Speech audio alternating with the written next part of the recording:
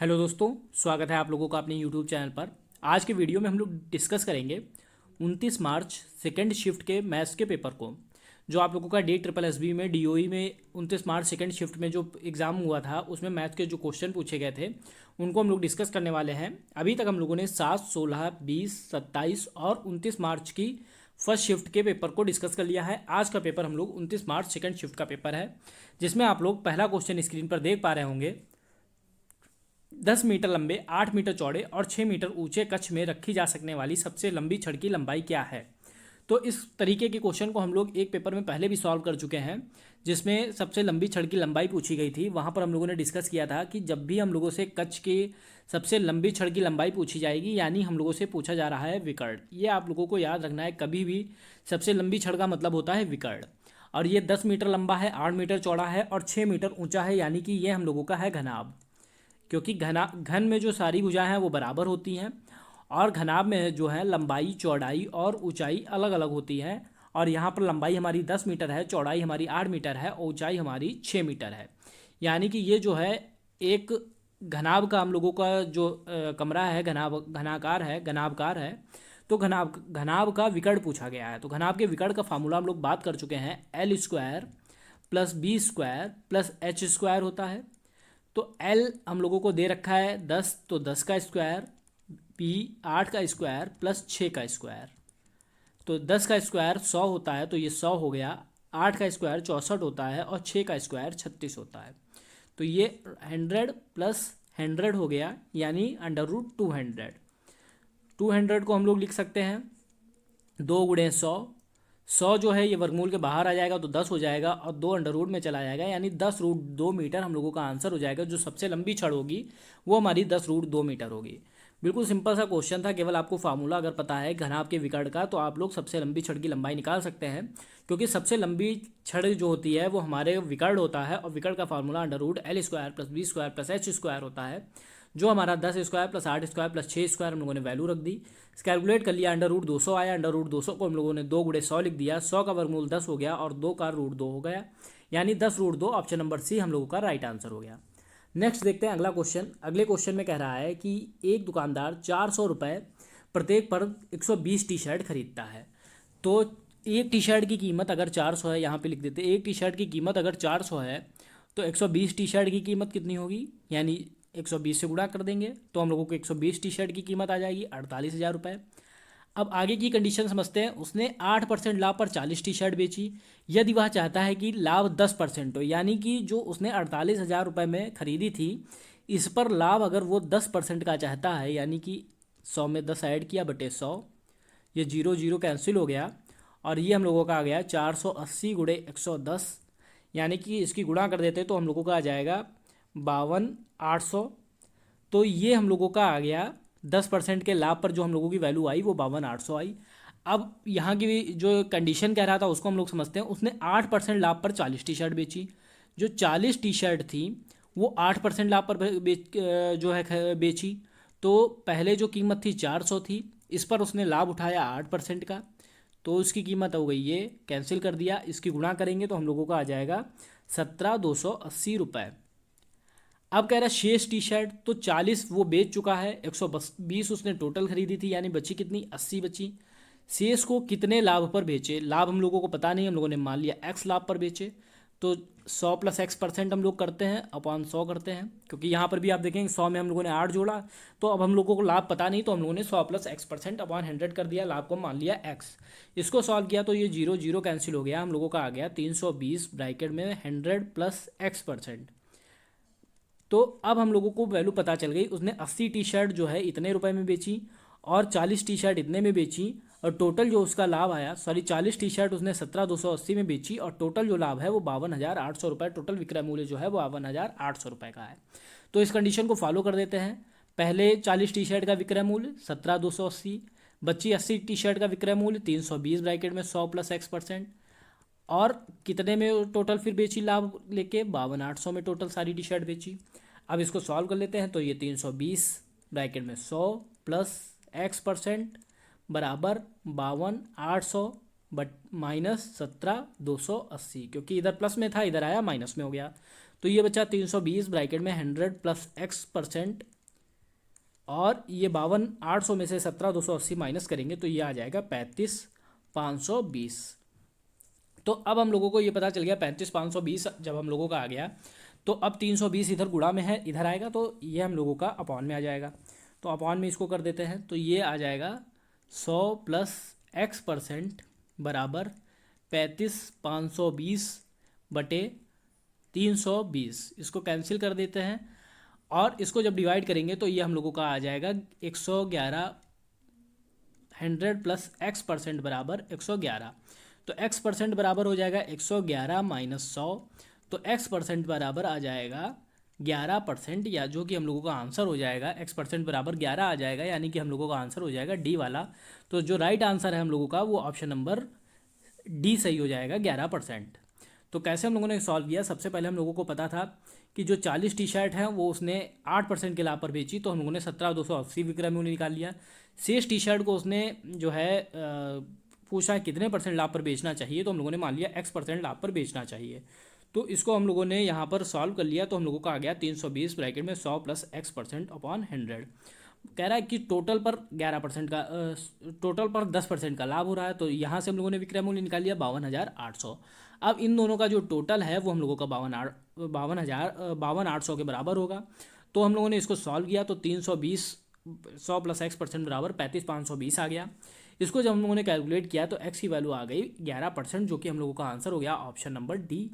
तो इस क्वेश्चन का ऑप्शन हो गया डी वाला ऑप्शन सही हो गया। नेक्स्ट हम लोग देखते हैं अगले क्वेश्चन में। कह रहा है दो व्यक्तियों की मासिक आय 5:7 के अनुपात में है और उनके मासिक व्यय 5:9 के अनुपात में है। यदि प्रत्येक प्रति माह 1,500 रुपये बचाता है तो उनकी मासिक आय ज्ञात कीजिए। तो हम लोग मान लेते हैं जो आय है, आय वो 5x है और 7x है। दो व्यक्ति हैं, एक की 5x है दूसरे की 7x है। और जो मासिक व्यय है, व्यय को हम लोग वो मान लेते हैं y, तो मासिक व्यय हो गया 5y, 9y, क्योंकि इसका भी अनुपात हम लोगों को दे रखा था। अब कह रहा है यदि प्रत्येक प्रति माह 1,500 रुपये बचाता है, तो बचत क्या होता है, बचत का फार्मूला होता है जितना कमाया है यानी आय, और जितना खर्च किया है माइनस कर दें, आय माइनस व्यय बचत होता है। तो आय कितनी है 5x है, बचत कितनी है 5y है। तो पहले व्यक्ति की जो बचत आ गई वो 5x माइनस 5y आ गई, और जो कि हम लोगों की बराबर कितनी दे रखी है 1,500 रुपये क्वेश्चन में दे रखा है। तो इसको हम लोग 1,500 के बराबर कर देंगे, ये पहले व्यक्ति की आ गई। ऐसे हम लोग दूसरे व्यक्ति की निकालेंगे। दूसरे व्यक्ति की आय कितनी है 7x, बचत कितनी है 9y। अब ये किसके बराबर है, ये भी 1,500 के बराबर है, क्योंकि कह रहा है यदि प्रत्येक प्रति माह 1,500 रुपये बचाता है, तो ये दूसरे की बचत हो गई। अब दोनों की बचत सेम है, यानी कि दोनों को हम लोग बराबर कर सकते हैं। 5x माइनस 5y बराबर 7x माइनस 9y, क्योंकि बचत बराबर है तो हम लोगों की जब एक साइड बराबर होती है तो दूसरी साइड भी बराबर हो जाती है, हम लोगों को पता है। तो ये हम लोगों का हो जाएगा 7x माइनस 5x बराबर 9y माइनस 5y। तो ये हो जाएगा 2x बराबर 4y। तो x बटे वाई बराबर आ जाएगा 4/2, कैंसिल कर देंगे तो x बटे वाई बराबर 2/1 आ जाएगा, या हम लोग कह सकते हैं x बराबर 2y आ जाएगा। तो जब ये x की वैल्यू हम लोगों को पता चल गई, अब इस x की वैल्यू का यूज करके हम लोग आय को निकाल सकते हैं। कैसे, जब x की वैल्यू हम लोगों को 2y पता चल गई तो x की वैल्यू अगर हम लोग यहाँ पर पुट कर देंगे तो हम लोग y की वैल्यू निकाल सकते हैं। जैसे कि यहाँ पे हम लोग करके देखते हैं, 5 गुणे 2y माइनस 5y, 5 गुणे 2y माइनस 5y बराबर 1,500। तो ये हो गया 10y माइनस 5y बराबर 1,500। तो ये हम लोगों का आ गया, यहाँ पे लिख देते 5y बराबर 1,500, तो y बराबर 300। तो जब हम लोगों को y की वैल्यू पता चल गई तो x की वैल्यू निकाल सकते हैं। x बराबर 2 गुणे y था तो 2 गुणे 300, तो x की वैल्यू आ गई 600 रुपये। तो अब हम लोगों को x और y की वैल्यू पता चल गई, यानी कि अब हम लोग वैल्यू निकाल सकते हैं दोनों की आय का। तो मासिक आय पूछ रहा है, तो मासिक आय हम लोगों ने मानी थी 5x, तो एक की वैल्यू हो गई 5 गुणे 600, तो आ गई 3,000 रुपये। दूसरे की थी 7x, तो 7 गुणे 600 यानी कि दूसरे की आ गई 4,200 रुपये। तो ये हम लोगों की मासिक कीमत हो मासिक आय हो गई। अगर हम लोगों से बचत पूछी जाती तो हम लोग 5y और 9y का यूज करके उनकी बचत भी निकाल सकते थे। तो सबसे पहले हम लोगों को आय 5-7 का अनुपात दिया था, हम लोगों ने मान ली 5x और 7x है। व्यय का अनुपात 5-9 दिया था, हम लोगों ने मान लिया 5y और 9y है। बचत बराबर आय माइनस व्यय होता है, तो 1500 बचत हम लोगों को क्वेश्चन में दी थी, प्रतिमाह 1500 बचाता है। तो आय थी 5x, बचत थी 5y, माइनस कर दिया तो 1500 आ गया।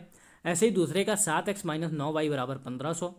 अब एक साइड बराबर है तो दूसरी साइड बराबर हो जाएगी, तो 5x माइनस 5y बराबर 7x माइनस 9y। सॉल्व किया तो x बटे वाई बराबर 2/1 या फिर x बराबर 2y हम लोग कह सकते हैं। जब x की वैल्यू पता चल गई तो x की वैल्यू को हम लोग अगर इसमें पुट कर देंगे तो हम लोगों को y की वैल्यू मिल जाएगी, इसलिए हम लोगों ने इसमें पुट कर दिया। आप चाहें तो सेकंड इक्वेशन में भी पुट कर सकते हैं, चाहे तो फर्स्ट में। हम लोगों ने फर्स्ट में पुट किया तो हम लोगों को यहाँ पे 5 गुणे 2y माइनस 5y हो गया, 5y बराबर 1500 हो गया, तो y की वैल्यू 300 पता चल गई। जब y की 300 पता चल गई तो x बराबर 2y था, तो x की वैल्यू हम लोगों को 600 पता चल गई। अब हम लोगों की आय जो थी वो 5x और 7x थी, तो 5x यानी 5 गुणे 600 3000 आ गई, 7x यानी 7 गुणे 600 4200 रुपये आ गई। यानी ऑप्शन नंबर बी हम लोगों का इस क्वेश्चन का राइट आंसर हो जाएगा। नेक्स्ट हम लोग देखते हैं अगले क्वेश्चन में 2 वर्ष के लिए 6.5% प्रति वर्ष पर 22,500 रुपये के ऋण पर वापस भुगतान की जाने वाली राशि ज्ञात कीजिए। तो जब भी हम लोगों को यहाँ पे चक्रवृद्धि शब्द का यूज नहीं करेगा, यानी कि हम लोगों से साधारण ब्याज की या साधारण जो भी ब्याज है उसकी बात कर रहा है, सिंपल इंटरेस्ट की। तो यहाँ पे चक्रवृद्धि नहीं लगा, तो हम लोगों को यहाँ पे साधारण ब्याज निकालना है। तो साधारण ब्याज का फार्मूला क्या होता है, मूलधन गुणे दर गुणे समय बटे 100। तो मूलधन कितना है 22,500, दर कितनी है 6.5, और समय कितना है 2/100। इसको सॉल्व करेंगे तो जब गुणा करेंगे तो गुणा करने के बाद हम लोगों का आ जाएगा इसकी गुणा 2925 रुपये। तो ये जो है हमारा आ गया ब्याज। अब क्वेश्चन में हमसे पूछ रहा है कि भुगतान की जाने वाली राशि क्या होगी। तो भुगतान की जाने वाली 22,500 टोटल थी, और उस पर अब ब्याज कितना देना पड़ेगा, यानी इसको ऐड कर देंगे। यानी कि वो हमसे पूछ रहा है कि मिश्र धन कितना होगा। तो मिश्र धन हमारा मूलधन प्लस ब्याज होता है, तो 2925 इसमें ऐड कर देंगे तो ये 5 हो जाएगा, ये 2 हो जाएगा, ये 4, ये 5, ये 25, 425, यानी ऑप्शन नंबर बी हम लोगों का राइट आंसर हो जाएगा। सिंपल सा क्वेश्चन था, पहले हम लोगों को ब्याज निकाल देना था, अब ब्याज के बाद जो हम लोगों को राशि थी दोनों को ऐड करके भुगतान की जाने वाली राशि हम लोगों को पता चल जाती। मिश्र धन पूछ रहा था, मिश्र धन हम लोगों ने निकाल दिया, 25,425 रुपये हम लोगों का आंसर हो गया। नेक्स्ट हम लोग अगला क्वेश्चन देखते हैं। अगले क्वेश्चन में कह रहा है कि 66.8 किलोमीटर प्रति घंटा की गति से दौड़ता है रमेश, वह 5 मिनट में कितने मीटर दौड़ता है। तो यहाँ पर मिनट दे रखा है, यहाँ किलोमीटर प्रति घंटा दे रखा है, और यहाँ पर मीटर दे रखा है। तो हमने कहा था जब भी क्वेश्चन ऐसा होगा तो सबसे पहले हम लोगों को यूनिट्स जो हैं वो बराबर करनी होंगी। जैसे यहाँ पे 66 किलोमीटर पर आवर दे रखा है, जो चाल है वो 66.8 किलोमीटर पर आवर की है, तो हम लोग इसको मीटर पर सेकंड में चेंज करेंगे। मीटर पर सेकंड में चेंज करने के लिए 5/18 से मल्टीप्लाई करते हैं, इसके बारे में भी हम लोग बात कर चुके हैं। तो अब इस दशमलव को हटाएंगे तो नीचे 10 बढ़ा देंगे, 5 से डिवाइड करेंगे 2 हो जाएगा, 2 से डिवाइड करेंगे 2 तिया 6, 2 तिया 6, 2 चक्कू 8, 334/18 हो जाएगा। अब इसको जब हम लोग डिवाइड करेंगे तो हम लोगों का आ जाएगा लगभग 18.55 मीटर पर सेकेंड। तो ये अब हम लोगों की चाल जो है मीटर पर सेकंड में आ गई 18.55 मीटर पर सेकंड। अब हम लोगों से क्वेश्चन में क्या कर रहा है, 5 मिनट में कितने दौड़ेगा। तो समय जो है वो 5 मिनट दिया है, 5 मिनट।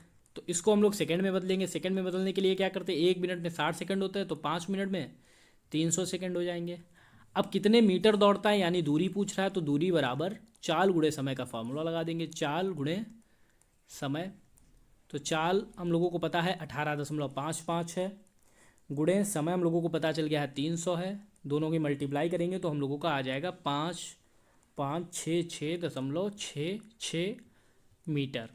तो ये लगभग हम लोगों का बराबर हो जाएगा 5,567 5,567 मीटर के, जो कि हम लोगों का आंसर हो जाएगा ऑप्शन नंबर बी। काफ़ी सिंपल सा क्वेश्चन था, इसमें हम लोगों को चाल दी थी, चाल को हम लोगों ने मीटर पर सेकंड में चेंज किया 5/18 से मल्टीप्लाई करके, तो हम लोगों की चाल आ गई 18.55 मीटर। समय हम लोगों को 5 मिनट दिया था, इसको सेकंड में चेंज किया तो 300 सेकंड समय आ गया।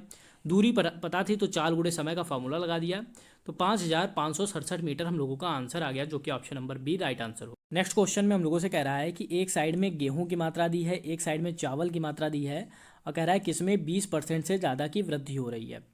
तो इसमें जैसे पहले 10 था, तो 10 से 20% की वृद्धि हुई, तो हम लोगों का आ गया 12। यानी 12 से भी अधिक है, तो ये 15 वाला सही हो गया। एक हम लोगों का पहला ये हो गया। 2016 में हम लोग देखते हैं तो 15 गुणे 120/100 हो जाएगा। ये जीरो से जीरो कैंसिल, और 15 12 की गुणा 180/10 यानी कि 18 हो गया। 18 से ज़्यादा है 20, तो ये वाला भी ऑप्शन हम लोगों का हो जाएगा। नेक्स्ट है 18 से 22, तो 18 में 120% की वृद्धि करते हैं। जीरो से जीरो कैंसिल, 2×6 = 12, 2×5 = 10, तो ये 108/5 हो जाएगा, यानी कि 21.6 आ जाएगा। और यहाँ पे 22 है, यानी कि ये कम है, तो ये वाला ऑप्शन हम लोगों का नहीं होगा। 2017 कैंसिल हो गया। नेक्स्ट देखते हैं 22 से 25, तो 22 में 20% की वृद्धि की, तो जीरो से जीरो कैंसिल, 2×12, 2×5 = 10। तो इसको जब हम लोग करते हैं 22 वाले को, तो ये आ जाएगा हम लोगों का 26.4, जो कि 25 से ज़्यादा है, यानी ये वाला भी हम लोगों का सही हो जाएगा। नेक्स्ट देखते हैं 25 से 30, तो 25 में 20% की वृद्धि करते हैं। 25 गुणे 120/100, 25 चक्को 100, 4×3 = 12। इसमें आ रहा है 30, जो कि बराबर है, यानी ये वाला भी ऑप्शन नहीं होगा, क्योंकि हम लोगों से पूछ रहा है कितने वर्षों में 20% से अधिक है, तो ये वाला भी हम लोगों का नहीं होगा। और लास्ट में हम लोगों की 20%, 28 में 20% की वृद्धि करते हैं, तो जीरो से जीरो कैंसिल, 2×12, 2×5 = 10। इसको सॉल्व करेंगे तो ये आ जाएगा 33.6, जबकि ये 34 है, यानी ज़्यादा है, तो ये वाला भी ऑप्शन हो जाएगा। तो टोटल जो 4 ऐसे वर्ष थे जिनमें गेहूं का उत्पादन, चावल का उत्पादन जो है गेहूं की मात्रा में 20% से अधिक हुआ है। तो इस क्वेश्चन को सॉल्व करने के लिए सबका हम लोगों ने 20% निकाल लिया, और जिसमें 20% से अधिक हम लोगों का मान आया है 20%, जैसे यहाँ पे 12 था, और 12 से अधिक 15 बढ़ोतरी हुई है, यानी कि ये वाला जो साल है इसमें 20% से अधिक हुई है। नेक्स्ट में जैसे हम लोगों का 18 आया और ये 20 है, तो ये भी हम लोगों का सही हो गया। नेक्स्ट में हम लोगों का 21.6 आया, जबकि ये 22 है, तो ये हम लोगों का गलत हो गया। तो ये हम लोगों का जो राइट आंसर हो गया वो ऑप्शन नंबर डी सही हो गया, ऑप्शन नंबर 4। तो नेक्स्ट अब हम लोग क्वेश्चन देखते हैं। अगले क्वेश्चन में कह रहा है कि अभिव्यक्ति का मान ज्ञात करें। 1/2 + 1/6 + 1/12 + 1/20 + 1/30। तो इस तरीके के जो भी क्वेश्चन है उनको सॉल्व करने के लिए हम लोग, एक ट्रिक होती है, जैसे इसको इस टाइप से लिखा जा सकता है, इसको इस टाइप से लिखा जा सकता है, इसको इस टाइप से। आप लोग अगर ध्यान देंगे तो 2 2 फिर 3 फिर 3 फिर 4, इसी तरीके से फिर 4 गुणे 5, जिससे ये वाला समाप्त हो रहा है उसी से अगला शुरू हो रहा है। इसी तरीके से ये क्रम चलता रहता है। और लास्ट में 90 को हम लोग कैसे लिखते हैं, 9×10, क्योंकि यहाँ पे जो आएगा वो हम लोगों का 9 आएगा लास्ट में, और 9 से ही हम लोगों का अगला स्टार्ट हो जाएगा। तो 1/1 × 2, 1/2 × 3, 1/3 × 4, इस तरीके से ये क्रम चलता रहता है, और जो लास्ट में हम लोगों का बनता है 1/9 × 10 बनता है। तो ऐसे क्वेश्चन को सॉल्व करने के लिए अब इसमें क्या करते हैं, जो पहली अंश और हर को लेते हैं, जैसे यहाँ पर 1/1 को लिया, और इधर से लास्ट वाला लेते हैं, यहाँ पर 1/10 को लिया। अब इनकी वैल्यू निकाल देते हैं, यही हम लोगों का आंसर हो जाएगा। तो 10 एलसीएम ले लिया, 10 - 1 यानी 9/10, यानी कि 0.9। तो इस क्वेश्चन को जो राइट आंसर हो गया ऑप्शन नंबर बी हो गया। सिंपली इसको हम लोगों ने 1/2 को 1/1 × 2 लिख लिया, इसको 2 × 3 लिख लिया, इसको 3 × 4 लिख लिया। इसी तरीके से सबको हम लोगों ने 2 में डिजिट में तोड़ दिया। तो हम लोगों का पहला पद लेते हैं 1/1, और लास्ट पद लेते हैं 1/10, और दोनों का अंतर निकाल देते हैं, तो हम लोगों का 9/10 यानी कि 0.9 हम लोगों का आंसर हो गया, ऑप्शन नंबर बी। नेक्स्ट देखते हैं अगला क्वेश्चन। अगले क्वेश्चन में कह रहा है मूल्यांकन करें, यानी कि मान ज्ञात करना है। 350 का 24%, 350 गुणे 24/100 प्लस 180 का 35%, 180 गुणे 35/100। तो इसको हम लोग 0 से 0 काट देते हैं। 5 × 7 = 35, 5 × 2 = 10, 2 × 9 = 18, और इसी तरीके से 0 से 0 कैंसिल हो गया। 5 × 7 = 35, 5 × 2 = 10, और 2 से काटा तो 12, 12 से 7 गुणे 12 प्लस 9 गुणे 7, तो ये हो गया 84, ये हो गया 63, ऐड कर दिया तो ये हम लोगों का हो गया 147। तो आंसर हम लोगों का सही हो गया, ऑप्शन नंबर ए। तो इसको सॉल्व करने के लिए सिंपली हम लोगों को 350 का 24% निकाल दिया, 180 का 35% निकाल दिया, कैलकुलेशन कर ली, दोनों को ऐड कर लिया, 147 आ गया। यानी कि इस क्वेश्चन का जो राइट आंसर हो गया ऑप्शन नंबर ए। इस क्वेश्चन में भी हम लोगों को कैलकुलेशन करनी है। तो सबसे पहले जब भी ब्रैकेट होंगे तो सबसे पहले हम लोग रेखा ब्रैकेट हल करते हैं, फिर छोटा ब्रैकेट, फिर मंझला ब्रैकेट, फिर बड़ा ब्रैकेट, और सबसे पहले भाग, फिर गुणा, फिर जोड़, फिर घटाना। ये क्रम हम लोगों का चलता है ब्रैकेट में, और ये चलता है कैलकुलेशन में। तो यहाँ पर सबसे पहले हम लोग छोटा ब्रैकेट हल करेंगे। तो ये जब मल्टीप्लाई होगी 25 और 5 की, तो ये हो जाएगा 125 माइनस 15। फिर इधर ये हो जाएगा 2/10 करेंगे तो ये 5 हो जाएगा, गुणे अंडर रूट 1225 का मतलब है 35, 35 का जो 1225 का जो वर्गमूल होता है वो 35 होता है, माइनस 675/25, इसको जब हम लोग भाग करेंगे तो आ जाएगा 27। तो ये हम लोगों का अब ये इक्वेशन बन गई। अब 125 में से 15 को माइनस करेंगे तो ये 110 हो जाएगा, 35 और 5 की गुणा करेंगे तो ये हम लोगों का 175 हो जाएगा, और ये 27।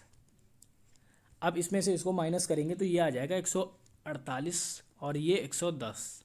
इन दोनों की मल्टीप्लाई करेंगे तो हम लोगों का आंसर आ जाएगा 16,280। सिंपली क्वेश्चन था, केवल इसमें कैलकुलेशन करनी थी। कैलकुलेशन करने में सबसे पहले छोटा ब्रैकेट हल किया जाता है, तो जहाँ जहाँ छोटा ब्रैकेट था हम लोगों ने उसको हल कर लिया, फिर मझले ब्रैकेट को हल किया। तो 25 और 25 और 5 की गुणा 125 हो गई, माइनस 15, 2/10 यानी 5 हो गया। 1225 का वर्गमूल 35 हो गया, भाग 675/25 का मतलब 27 हो गया। आगे कैलकुलेट कर ली तो 16,280 यानी ऑप्शन नंबर ए हम लोगों का राइट आंसर हो गया। नेक्स्ट हम लोग देखते हैं अगला क्वेश्चन। अगले क्वेश्चन में कह रहा है ए, बी और सी एक कार्य को क्रमशः 32, 16 और 40 दिनों में पूरा कर सकते हैं। एक साथ कार्य करते हुए कितने दिनों में पूरा करेंगे? तो एक साथ मतलब ए प्लस बी प्लस सी पूछ रहा है। तो ए करता है 32 में, बी करता है 16 में, और सी करता है 40 में। तो इसके बारे में हम लोग पहली बात कर चुके हैं कि एलसीएम ले लेते हैं। तो एलसीएम इसका आएगा 160। आप लोग जो है एलसीएम निकाल सकते हैं, वरना डायरेक्ट अगर आप लोग कैलकुलेशन है तो आप लोग डायरेक्ट इसका एलसीएम 160 निकाल सकते हैं। तो 32 से 160 को भाग करेंगे 5 आ जाएगा, 16 से करेंगे 10 आ जाएगा, और 40 से करेंगे तो 4 आ जाएगा, यानी 10, 5, 15, 4, 19/160 आ गया। पूछा कितने दिनों में करते हैं, यानी इसका उल्टा हो जाएगा 160/19 डेज। तो जो राइट आंसर हम लोगों का होगा इस क्वेश्चन का ऑप्शन नंबर डी हो जाएगा। बहुत सिंपल क्वेश्चन था, केवल ए की वैल्यू दी थी, बी की भी दी थी और सी की भी दी थी, और पूछ रहा था कितने समय में कार्य पूरा करते हैं, यानी तीनों को जोड़ देना था। 19/160 आया, यानी कि 160/19 दिन में ये काम पूरा करेंगे तीनों मिलकर। तो इस क्वेश्चन को जो राइट आंसर हो गया ऑप्शन नंबर डी हो गया। नेक्स्ट देखते हैं अगला क्वेश्चन। इसमें हम लोगों को एम और एन का अनुपात दिया है। एम और एन का अनुपात दिया है 2/3, यानी एम की वैल्यू हो गई 2 और एन की वैल्यू हो गई 3। तो हम लोगों से पूछा है, और बाकी x/y का अनुपात दिया है। x की वैल्यू हो गई 4 और y की वैल्यू हो गई 5। तो 10mx 10m into x plus 4ny/5mx plus 3ny की वैल्यू पूछी है। तो 10m की वैल्यू कितनी है 2, x की वैल्यू कितनी है 4, प्लस 4n की वैल्यू कितनी है 3, y की वैल्यू कितनी है 5/5, m की वैल्यू है 2, x की वैल्यू है 3, प्लस 3n की वैल्यू है 3, और y की वैल्यू कितनी है 5। अब हम लोग इसको सॉल्व कर लेंगे। 10 दूनी 20 चक्कू 80 हो गया, 4 तिया 12 पंचे 60 हो गया, बटे 5 दूनी 10 तिया 30 हो गया, और 5 तिया 15 तिया 45 हो गया। तो ये हम लोगों का बन गया 140 ऊपर हो गया और नीचे हो गया 75। तो ये हम लोगों का 140/75 हो गया। अब हम लोग इसको डिवाइड करेंगे। यहाँ पे 5 दूनी 10 तिया 30, 5 तिया 15 तिया 45। तो 5m की वैल्यू 2 और x की वैल्यू यहाँ पे 4 थी, तो ये 4 3 की जगह 4 हो जाएगा। तो 5 चक्कू 20, 5 दूनी 10 चक्कू 40 हो जाएगा। तो 40 और 45 का जो टोटल होगा 85 होगा। तो इसको 5 से डिवाइड कर देंगे, ये 17 हो जाएगा, ये 28 आ जाएगा, यानी जो हम लोगों का अनुपात आ जाएगा 28:17। तो इस क्वेश्चन को सॉल्व करने के लिए m और n का अनुपात 2:3 था, तो m की वैल्यू 2 हो गई और n की वैल्यू 3 हो गई, x की वैल्यू 4 हो गई, y की वैल्यू 5 हो गई। ये हम लोग इसलिए वैल्यू लेते हैं क्योंकि ये रेशियो है, ये रेशियो है, और रेशियो में ही हमको जाना है। जब भी रेशियो से रेशियो में जाना होगा तो डायरेक्ट वैल्यू हम लोग पुट कर सकते हैं। तो हम लोगों ने वैल्यू को पुट किया, तो 10 दूनी 20 चक्कू 40 हो 10 दूनी 20 चक्कू 80 हो गया, 4 दिया 12 पंचे 60 हो गया, 5 दूनी 10 चक्कू 40 हो गया, और ये 45 हो गया। ऐड किया 140/85 हो गया, यानी 28:17। ऑप्शन नंबर डी हम लोगों का राइट आंसर हो गया। नेक्स्ट हम लोग देखते हैं अगला क्वेश्चन। इसमें कह रहा है कि एक खोखली गोलाकार धातु की गेंद का आंतरिक व्यास 19 सेंटीमीटर है और 0.5 सेंटीमीटर मोटी है। यदि 10 क्यूबिक सेंटीमीटर धातु का भार 2 kg है तो गेंद का कुल भार ज्ञात कीजिए। तो खोखली गेंद है और इसका आंतरिक व्यास 19 है, यानी त्रिज्या हम लोग निकाल लेते हैं R1 19/2, तो 9.5 सेंटीमीटर इसकी त्रिज्या आ गई। अब कह रहा है 0.5 सेंटीमीटर मोटी है, यानी मोटाई अगर 0.5 है तो R2 निकाल सकते हैं। इसमें अगर हम लोग ऐड कर देंगे तो दूसरी त्रिज्या हम लोगों को आ जाएगी 10 सेंटीमीटर, क्योंकि जब भी आप लोगों को खोखली की बात की जाएगी, चाहे वो गोला हो, चाहे बेलन हो, चाहे शंकु हो, कोई भी चीज़ है अगर खोखली है तो उसमें दो त्रिज्याएँ होंगी, R1 और R2।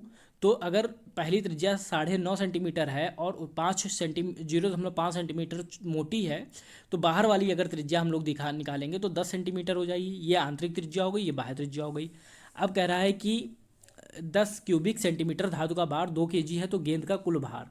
तो हम लोगों ने बात की है इसके बारे में, जब भी कुल भार पूछा जाता है तो हम लोग निकालते हैं आयतन। तो 4/3 πr³ लगाएंगे।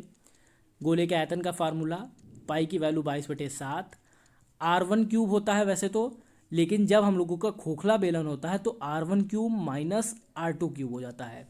सिंपली जो फार्मूला होता है वो 4/3 πr³ होता है, लेकिन जब भी हम लोग खोखले बेलन की या खोखले किसी की बात करेंगे तो खोखला गोले की जो आयतन होगा 4/3 πr1³ माइनस R2³ हो जाएगा।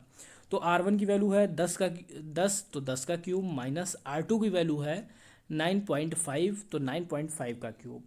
तो ये हम लोग सॉल्व करेंगे तो 4/3 गुणे 22/7 गुणे 10 का क्यूब 1000 माइनस 9.5 का क्यूब 857.375। तो इसकी गुणा करेंगे, इसको माइनस करेंगे तो ये आ जाएगा हम लोगों का 142.625, और सॉल्व करेंगे लास्ट में हम लोगों की वैल्यू आ जाएगी 597.66 सेंटीमीटर क्यूब।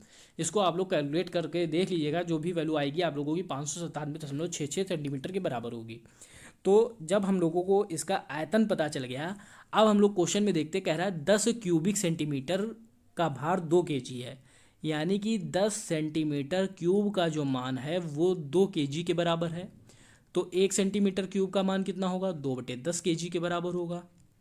तो जो हम लोगों ने टोटल आयतन निकाला है 597 kg, 597 तो सेंटीमीटर क्यूब, तो ये हम लोगों का हो जाएगा 2/10 गुणे 597.66 kg।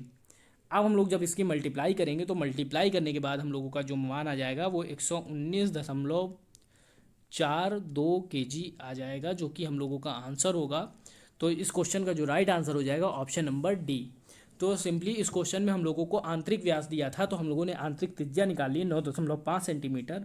फिर हम लोगों को उससे कह रहा है कि 0.5 सेंटीमीटर मोटी है, तो हम लोगों ने बाह्य त्रिज्या निकाल ली R2 10 सेंटीमीटर।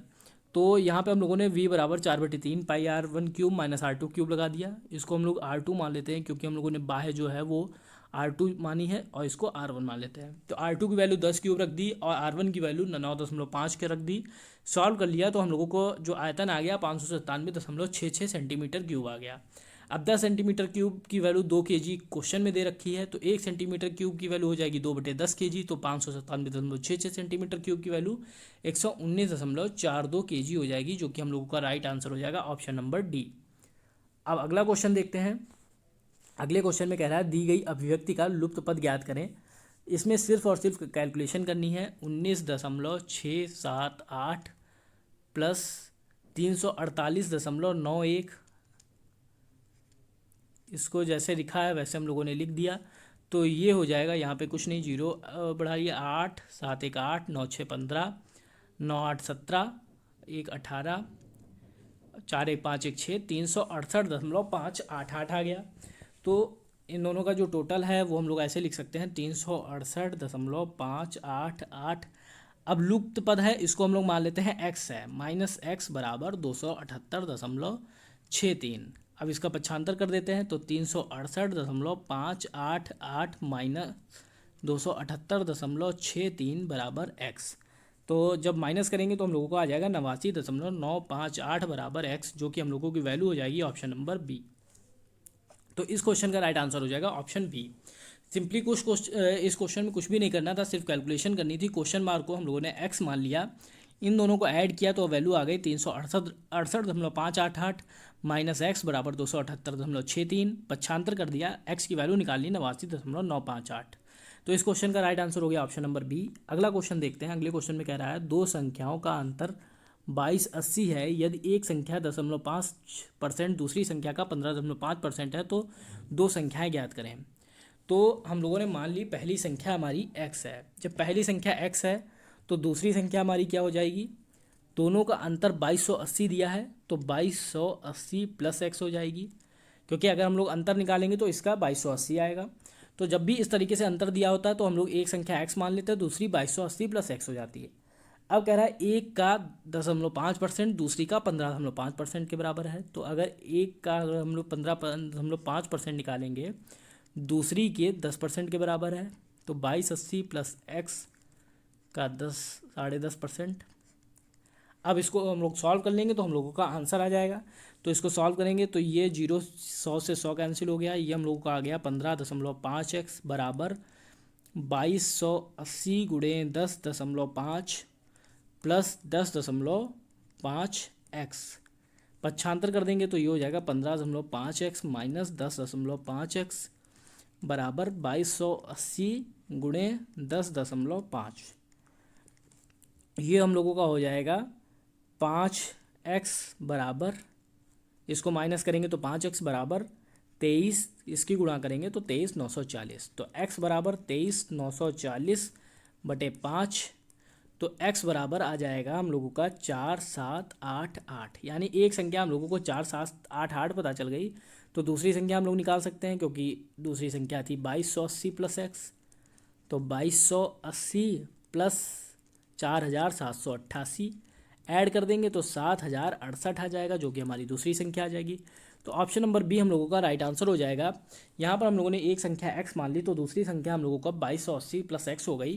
कह रहा एक संख्या का 15.5% दूसरी संख्या के 10.5% के बराबर है। हम लोगों ने इक्वेशन बना ली, सॉल्व कर लिया, तो x की वैल्यू 4788 आ गई। यानी एक संख्या हम लोगों की 4788 हो गई, दूसरी हमारी 2280 प्लस x थी, इसको हम लोगों ने ऐड कर दिया तो दूसरी संख्या 7068 आ गई।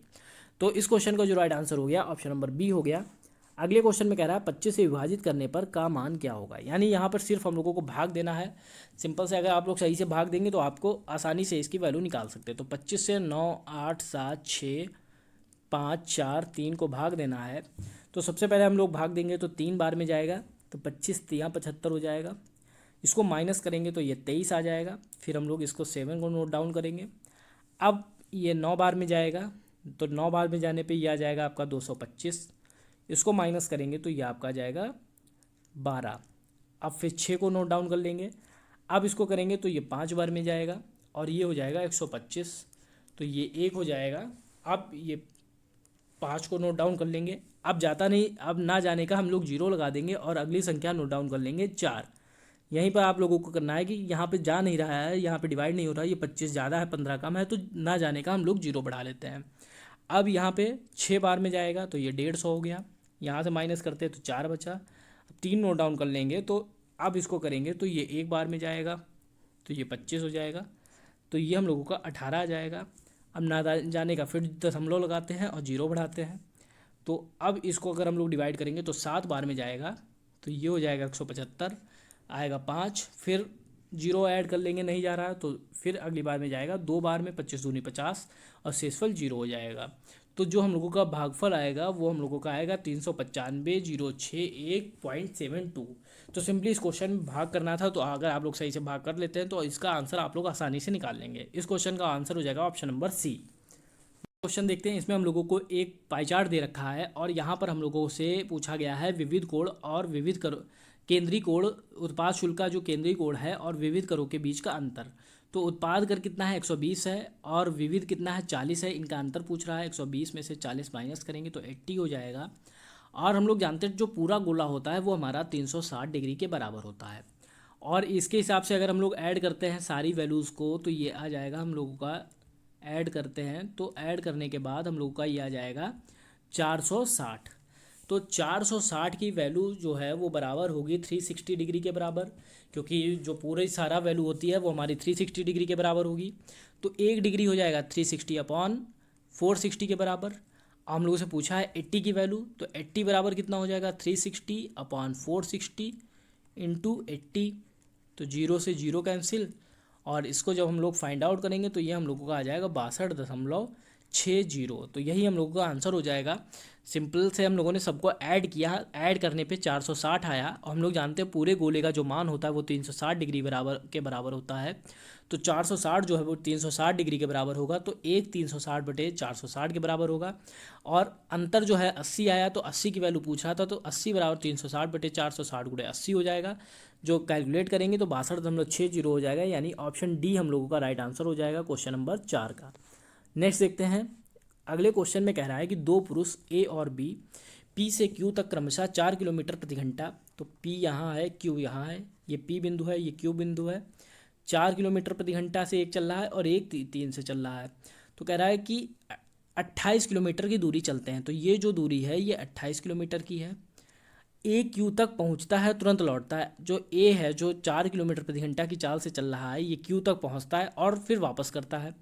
बी से आर पर मिलता है, तो बी जब चल रहा है तो यहाँ मान लिया हम लोगों ने यहाँ पर कहीं पर मिलता है, जब यहाँ तक पहुँचता है फिर वापस लौटता है, वापस लौटने पे यहाँ पे कहीं पे मिलता है। तो हम लोग मान लेते हैं अगर ये दूरी हमारी x है तो ये दूरी हमारी हो जाएगी 28 माइनस एक्स, क्योंकि अगर ये x मान ली है तो टोटल से अगर हम लोग x माइनस कर देंगे तो ये दूरी आ जाएगी। अब कह रहा है कि P से R की दूरी क्या है, तो हम लोग यहाँ पे मान लेते हैं कि ये t समय में मिलता है, तो t समय में मिलता है तो समय निकाल लेते हैं, दूरी बटे चाल। तो जो 3 किलोमीटर प्रति घंटा की चाल से चल रहा था बी व्यक्ति, तो उसके द्वारा चली गई दूरी कितनी हो गई, x/3 हो गई। और जो दूसरा व्यक्ति था ए, उसने कितनी दूरी चली टी समय में, तो वो पहले पूरी दूरी चली उसने 28, फिर इतना वापस आया यानी इतनी और दूरी चली 28 माइनस एक्स। कितने की चाल से चली, उसने 4 की चाल से चली, तो ये समय आ गया। तो यहाँ पर हम लोगों ने सबसे पहले मान लिया कि टी समय पे मिलते हैं, तो टी समय में बी द्वारा चली गई दूरी हो गई x/3, क्योंकि दूरी x थी और चाल उसकी 3 थी, तो समय हम लोगों का x/3 आ गया। इसी तरीके से टी समय में इसके द्वारा, तो ये पहले 28 पूरा टोटल चला, फिर वापस आया कितना 28 माइनस एक्स, तो इसके द्वारा लिया गया समय 28 + 28 माइनस एक्स आ गया। अब दोनों समय बराबर होंगे क्योंकि समय हम लोगों ने माना है टी समय में मिलते हैं, यानी दोनों समय बराबर हैं, इसको हम लोगों ने ऐड कर दिया। अब हम लोग क्रॉस मल्टीप्लाई कर लेंगे तो ये हो जाएगा 56 × 3 माइनस 3x, ये इधर का आ जाएगा तो 7x बराबर 56 × 3 हो जाएगा। तो x बराबर 56 × 3/7 हो जाएगा, तो 7 × 8 = 56, तो x की वैल्यू जो आ जाएगी 24 किलोमीटर आ जाएगी, जो कि हम लोगों से पूछा गया था। P से R के बीच की दूरी x हम लोगों ने मानी थी, तो x की वैल्यू हो जाएगी हम लोगों की 24 किलोमीटर। तो सिंपल से सबसे पहले हम लोगों ने इसमें माना कि R बिंदु पर मिलते हैं, तो आर बिंदु के हम लोगों ने ये दूरी मान ली x है, तो ये कितनी बची 28 माइनस एक्स बची। अब ए जो है वहाँ तक पहुँचता है फिर वापस आता है, तो उसने पहले 28 किलोमीटर दूरी तय की, फिर वापस आने पे 28 माइनस एक्स तय की। फिर हम लोगों ने मान लिया टी समय में चलते हैं, तो टी समय में इसने जो तय किया है समय बराबर दूरी बटे 4 लगाया हम लोगों ने x/3, और इसने टी समय में 28 + 28 माइनस x/4 हो गया। अब दोनों के द्वारा लिया गया समय बराबर होगा, तो इसको हम लोगों ने इक्वल कर दिया, सॉल्व कर लिया, तो x बराबर 24 किलोमीटर आ गया, जो कि हम लोगों का आंसर हो गया ऑप्शन नंबर डी। नेक्स्ट देखते हैं, इसमें कह रहा है एक संगठन में सभी कर्मचारियों का वेतन का औसत 25,000 रुपये है। तो हम लोगों ने बात की थी कि जब भी हम लोग को 25 वेतन दिया होगा, औसत वेतन, तो हम लोग कुल वेतन निकालेंगे। तो कह रहा है सभी कर्मचारियों के वेतन का औसत 25,000 है, 10 कर्मचारियों का औसत वेतन 30,000 है और शेष का औसत वेतन 15,000 रुपये है।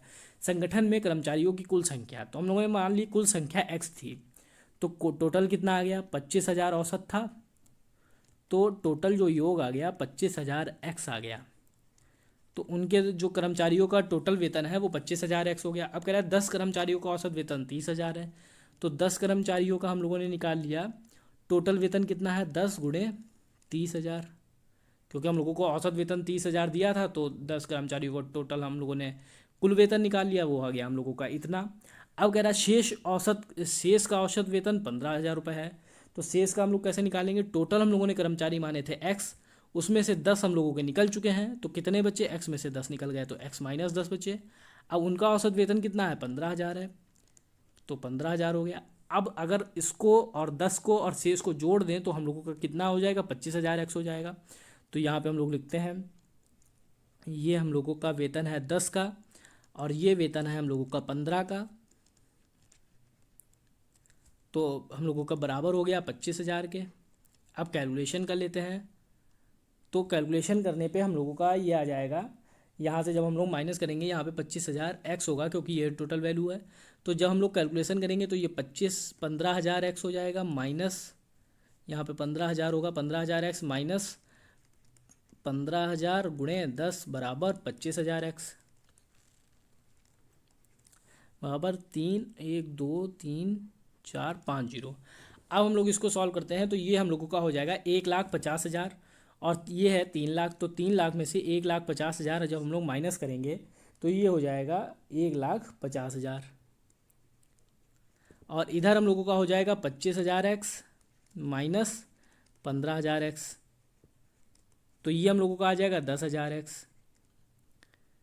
तो यहाँ पे हम लोग लिख देते हैं 10,000 x बराबर 1,50,000। तो ये 3 जीरो से 3 जीरो कैंसिल हो गए और 1 जीरो से ये 1 जीरो कैंसिल हो गए, यानी x बराबर 15 आ गया। तो टोटल जो कर्मचारियों की संख्या आ गई वो हम लोगों की 15 आ गई। ऑप्शन नंबर ए हम लोगों का राइट आंसर हो गया। तो सिंपली हम लोगों ने इस क्वेश्चन को x हम लोगों ने मान लिया, कुल कर्मचारियों की संख्या x थी, तो कुल वेतन हम लोगों का हो गया 25,000 x। अब कह रहा है 10 कर्मचारियों का औसत वेतन 30,000 है, तो 10 कर्मचारियों का टोटल वेतन हम लोगों ने निकाल लिया 3 लाख मल्टीप्लाई करके। गया शेष कर्मचारियों का औसत वेतन 15,000 है, तो टोटल हमारे x थे और 10 उसमें से निकल गए हैं, यानी हम लोगों के बचे हैं x माइनस 10 और उनका औसत वेतन 15,000 है। अब हम लोगों ने इन कर्मचारियों को जोड़ दिया तो टोटल वेतन हम लोगों का 25,000 x के बराबर हो गया। कैलकुलेशन की तो 10,000 x बराबर 1,50,000 आया, 4 जीरो से 4 जीरो कैंसिल हो गया, तो x बराबर 15 हो गया। यानी जो हम लोगों के कर्मचारियों की कुल संख्या थी वो हम लोगों की 15 थी। ऑप्शन नंबर ए इस क्वेश्चन का राइट आंसर। नेक्स्ट क्वेश्चन देखते हैं। अगले क्वेश्चन में कह रहा है, जो लास्ट क्वेश्चन है हम लोगों का, कि किसी एक दिन चॉकलेट की कुल बिक्री 10,000 थी, तो टोटल जो हम लोगों की है 10, 12, 14, 16, 18, 15, 12, 3, इन सबको ऐड करेंगे तो 100% आएगा, क्योंकि टोटल हम लोगों का 100 होता है। और जिसकी वैल्यू हम लोगों को क्वेश्चन में दी है 10,000, यानी 1% का जो वैल्यू हो जाएगी वो 100 हो जाएगी। तो जब 1 की वैल्यू 100 हो जाएगी तो किटकैट खरीदने वाले कितने हैं, 10 हैं, तो 10 की वैल्यू कितनी हो जाएगी, 10 गुणे 100 यानी 1,000। आओ डेयरी मिल्क वाले कितने हैं, 12, तो टोटल डेयरी मिल्क कितनी हो जाएगी, 12 गुणे 100 यानी 1200। अब नॉर्मल अगर सिचुएशन होती तो 1,000 किटकैट खरीदते और 1200 डेयरी मिल्क खरीदते, लेकिन कह रहा है कि दुकानदार के पास उस दिन केवल 500 किटकैट उपलब्ध थी। अब 1,000 किटकैट खरीदने वाले थे, उसमें से 500 लोगों को किटकैट मिली, यानी कि 500 लोगों को किटकैट नहीं मिली। तो 500 लोगों को किटकैट मिली, 500 लोगों को नहीं मिली। अब जिनको नहीं मिली वो डेयरी मिल्क खरीदना पसंद करते हैं, तो 1200 पहले से डेयरी मिल्क खरीद रहे थे। अब 500 जिनको किटकैट नहीं मिल पाई वो भी डेयरी मिल्क खरीद रहे हैं, यानी टोटल 1700 लोग डेयरी मिल्क खरीद रहे हैं उस दिन। तो हम लोगों का जो राइट आंसर हो जाएगा ऑप्शन नंबर बी हो जाएगा। तो सबसे पहले हम लोगों ने क्या किया, 100% हम लोगों को पता था 10,000 के बराबर होता है, तो 1% हम लोगों ने निकाल लिया 100 के बराबर होता है। तो जो किटकैट खरीदने वाले हैं वो हमारे आ गए 1,000 और जो डेयरी मिल्क खरीदने वाले हैं वो हम लोगों के आ गए 1200। अब नॉर्मल अगर सिचुएशन होती हम लोगों से पूछा जाता तो 1,000 आंसर हो जाता, लेकिन कह रहा है कि 500 ही किटकैट उपलब्ध थी, यानी 1,000 किटकैट खरीदने वाले थे, 500 उपलब्ध थी, तो कितनी बची, 500 बची जिनको किटकैट नहीं मिली। तो जिनको किटकैट नहीं मिलती है वो डेयरी मिल्क खरीदते हैं, तो 1200 डेयरी मिल्क पहले से खरीद रहे थे, 500 और खरीदने लगे। अब कितनी हो गई, 1700 हो गई, यानी कि इस क्वेश्चन का जो राइट आंसर हो गया ऑप्शन नंबर बी हो गया। तो इस 1700 इस क्वेश्चन का राइट आंसर हो गया।